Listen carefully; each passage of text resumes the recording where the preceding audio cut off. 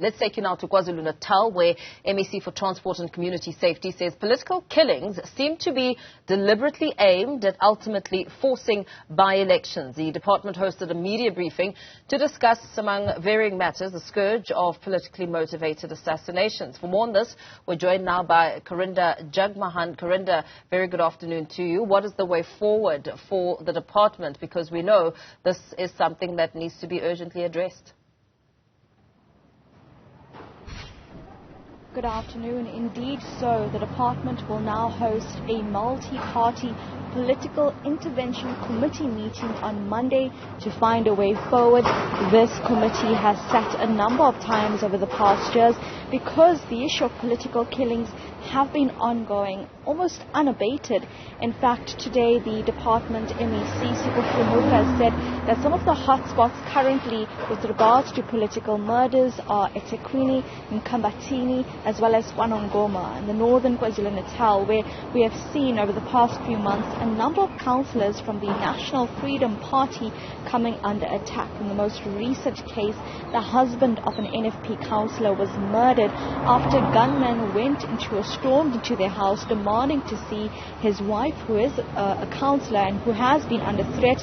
When they couldn't track her down, they unleashed their firearms upon this gentleman who died at the scene. And so the NFP has warned that if this matter goes on without any intervention from the national government, they warned that there could be bloodshed in the run-up to the next national election. MEC Sipho Hlomuka said today that it seems the continuous political assassinations are a tactic to enforce by-elections in some local councillors. And he says this needs to be addressed urgently, and the department is working with this. Take a listen to what he had to say. What is worrying in Nongom is that the trend of assassination of councillors started immediately after the coalition led by the NFP, ANC and EFF took over. When the IFP was in power, we did not see these rampant attacks or threats to councillors' life. We must indicate that. The first thing that happened in August 2023, when the NFP councillor Mr. Mbenhle Mchunu was killed. A 75-old woman was killed by the barbaric criminals because she was a councillor. That's why we were saying, let's work together to fight crime. Last month, a suspect was arrested after trying to kill another NFP councillor.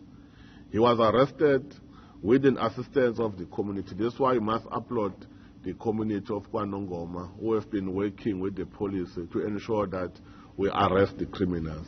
Last weekend there was another attempt in the NFP councillor's life. When the criminals could not find her, they killed her husband.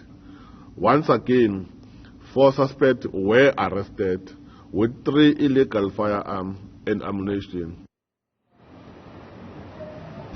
Well, there's also the issue of intra-party politics and inter-party politics that needs to be addressed, according to Hlomuka. So these are issues between different political parties. So, for example, the ANC and the IFP, or issues within a party. So, for example, within the ANC, within the IFP. And I mention these 2 parties because, according to the police minister last month, he said that when you look at the number of councillors that have come under attack since 2018, when a political task team has been investigating political killings, it's a majority of ANC councillors and IFP councillors that have been the victims of political assassinations. And then we see the NFP, EFF, as well as ACDP councillors that have also been attacked here. And it seems that this problem is rife in KwaZulu-Natal.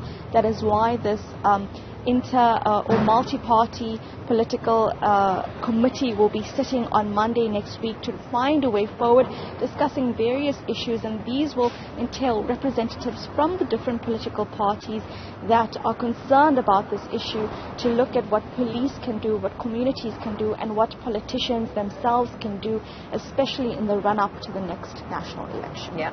Very well. Thank you so much, Karinda Jagmohan, giving us a sense of some of the talking points that came to the forefront in trying to curb the scourge of these killings.